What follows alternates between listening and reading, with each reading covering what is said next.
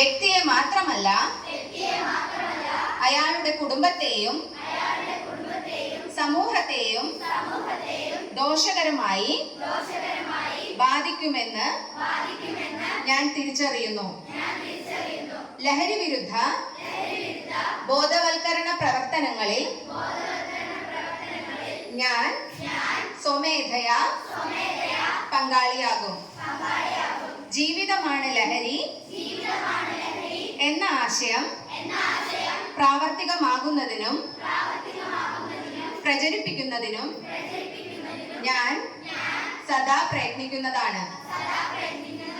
ലഹരി വസ്തുക്കളുടെ ദുരുപയോഗം തടഞ്ഞ് ലഹരി മുക്ത നവകേരളം സൃഷ്ടിക്കുന്നതിന് പരിശ്രമിക്കുമെന്ന് ഞാൻ ഇതിനാൽ പ്രതിജ്ഞ ചെയ്യുന്നു.